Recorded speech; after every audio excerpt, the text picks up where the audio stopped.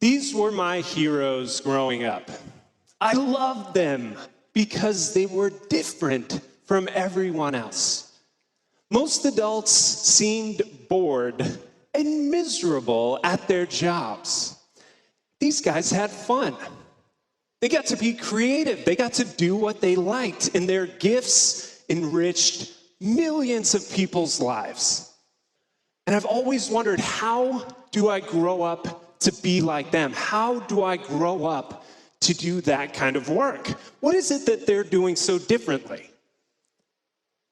I think the answer is that they view work differently from us. The reason that they do it is different from us. See, most of us work because of pressure. It starts from an early age in school. You're pressured to get good grades so that you can get into a good college, so that you can get a good job, so you can pay the bills, so you can raise a family, and eventually, so that you can retire. That's the dream. You are pressured the whole way along. That's most of us. Some of us work for purpose. We have a reason to work. We have a goal we're trying to accomplish. We're trying to do something that's bigger than ourselves. We want to make a dent in the universe. You can do great things with purpose. You can invent self-driving cars. You can go to space. You can even become president.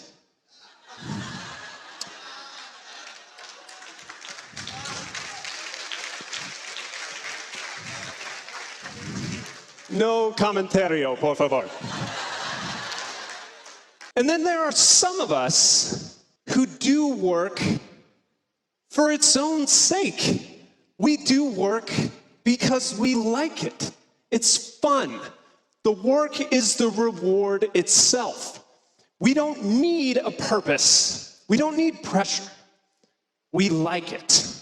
That, to me, is not work. I define that as play. Now, I know a lot of the men, especially in this room, just cringe at that work. Work and play are two separate things. I work hard and I play hard. Separate. I'm very productive. I hit deadlines. I got a big bank account and a family. And when I play golf and I watch football. That's it. Keep them separate. That's not what I'm talking about. I'm just saying you're amused by the task. You enjoy it. You have 100% intensity and focus because it's fun. You see, when you're doing pressure-driven work, you're doing it to relieve the pressure in the future. When you're doing purpose-driven work, you're working for a better tomorrow. But play-driven work is done for right now. Play is conscious work. And a lot of our greatest thinkers thought that as well. Mark Twain said, when we talk about the great workers of the world, we really mean the great players of the world. Alan Watts said, instead of calling it work, realize it is play. Some guy whose name I can't even pronounce said the boundaries between work and play are artificial. By the way, he's the guy who popularized flow, being able to perform a task very well in the moment. Today, I'm here to talk to you about play. The lessons I've learned while studying the great workers of the world. I believe it's very important that we play. Do you know what the top 2 most common regrets of the dying are? I wish I'd lived a life true to myself instead of the life that others wanted me to live. And I wish I hadn't worked so hard. Those are regrets of working for pressure. The first lesson I've learned from studying the great players of the world is that they create their own game. J.K. Rowling wrote the best-selling book series of all time. She had tons of pressure to perform for her readers. She had a purpose. But when you ask her why she did it, I write what amuses me. It's totally for myself. Matt Groening created The Simpsons and Futurama. He said that child's play was the stuff I like to do, so I still do it as an adult. Shigeru Miyamoto. This guy invented Mario, Zelda, Donkey Kong, Star Fox, created more play opportunities for everybody. And he said, I always try to create new experiences that are fun to play. Literally creates his own games. I want to tell you why creating your game is so important. This was me on the day I graduated from college in 2008. It was in a recession. And I thought, I need to get a job, I need to get a job, I need to get a job.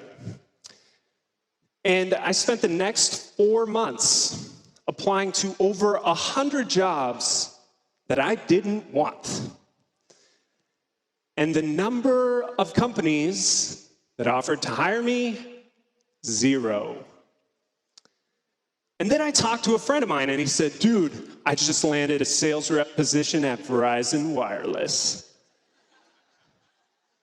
I was like, maybe I shouldn't keep doing this. So I decided I'm just gonna do what I want to do for a while. Worst case scenario, at least I'm doing work that's enjoyable. And then I'm gonna reach out to people I admire and I'll offer to help them. A few months later, I was in my first dream job. I was traveling around the country on a movie tour, making funny videos in every city. A few months later, I got hired at another dream job. I got hired by one of my heroes, Tim Ferriss, the author of The 4-Hour Workweek. And we ended up working together for 3 years. I was his director of special projects. It was an incredible job. Couldn't find that job on Career Builder or Craigslist. I had a lot of pressure, and I had a purpose, but I started with play. And that's what made the difference. Stan Lee, Spider-Man, The Avengers, X-Men, Hulk, you know him, Iron Man. He created our heroes. And he said, when you work with people you like and you admire, it doesn't feel like work. It's like you're playing. Warren Buffett, the most successful investor, the wealthiest man on the earth, said, take the job you would take if you're independently wealthy. You'll do good at it. Because if you remove the pressure and focus on play, good things happen. The second lesson I've learned from the great players of the world is that they find fun in failure. Thomas Edison invented the light bulb. He failed 10,000 times before he reached that. I don't think I've even taken 10,000 pictures on my iPhone. That's a crazy number of failures. And yet, if you'd asked him, he said, I never did a day's work in my life. It was all fun. Who in here knows X? This is Google's innovation lab. Yeah. They're the ones pioneering the research behind the self-driving cars. And when you ask Astro Teller, the guy who is the head of the organization, he says, you must reward people for failing.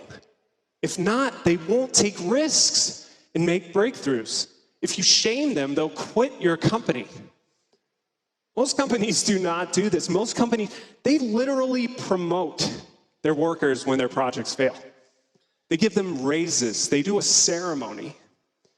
Companies don't do this because pressure-driven workers are terrified of failure. If they fail, they lose their jobs. Purpose-driven workers think, failure's a step along the way.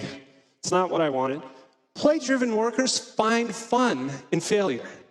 Who in here's had a recent failure? I'll tell you one of mine a while back. I was on a date, and I was throwing a Frisbee and threw it into the tree. And I said, don't worry, I got this. Took off my shoe, Threw it. That got stuck in the tree. Said, don't worry. Both of them. Stuck in the tree. Can anyone relate with this kind of mistake or failure? Could you stand up for just a quick second if you relate to failure, if you've had a failure? Anybody brave it? Thank you, thank you. Now lots of failures in the room. I love it. So I want you to take a bow and everybody, thunderous applause. Yes, yes. You're all awesome for failing. I love it. Thank you very much. That's called a failure bow. Wouldn't it be nice if you could do that in real life? I learned that in improv. And my friends at Improv HQ, they're a company that helps other companies be more comfortable with failure. They told me they trained Vitamix, the blender company, their salespeople on how to be comfortable with failure. And the head of the company said that they attribute being comfortable with failure, learning these lessons, taking their sales from 50 million a year to 250 million a year. When you become comfortable with failure, you can take risks. And you have fun. I realized the more fun I had, the better I did. And Steve Jobs, who had some very public failures, said the only way to do great work is to love what you do. And you can't love what you do if you're constantly feeling bad about making mistakes. So don't. The final lesson I learned is to enjoy the ride. Enjoy the ride. See, pressure-driven workers, they work during the week to get to the weekend where they can play. They work during the year to get to their vacation where they can play. They work their whole life to get to retirement where they can play. Purpose-driven workers are very busy. They're very serious. They accomplish a lot. A lot of progress has happened because of purpose, but they're rushing to tomorrow. Play-driven workers enjoy the ride, whatever comes to them. Richard Branson, who founded or owns 400 companies, said, "My general attitude to life is to enjoy every minute of every day." It's a choice. Charles Schultz, creator of Charlie Brown, the longest running story of all time. "My life has no purpose, no direction, no aim, no meaning, and yet I'm happy. I can't figure it out. What am I doing right?" Walt Whitman, do anything, but let it produce joy. And Plato, the philosopher who created the concept for Western universities, said, "What is the right way of living? Life must be lived as play." I believe that's what my heroes all have in common, is that they chose to play for a living. They chose to create their own game. They chose to find fun in failure. And they chose to enjoy the ride. That's what play is to me. Because if you work for pressure, you follow the herd. If you work for purpose, you follow your head. But if you work for play, you follow your heart. It's not easy, though. I never said it was easy. Life is messy. It's chaotic. It's hard to remember this stuff. I get it wrong all the time. My girlfriend and I were down here last year. That's a picture we took in the DR. And a month ago, we got engaged. We're going to be married. Yeah, thank you. And then a week later, we found out she's pregnant.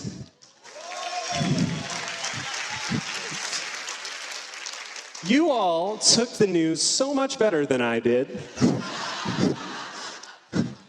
I was like,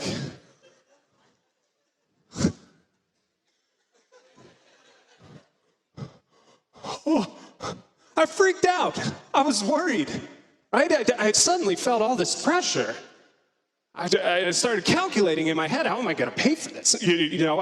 I've had business endeavors fail over the last couple of years. We're still paying off debts.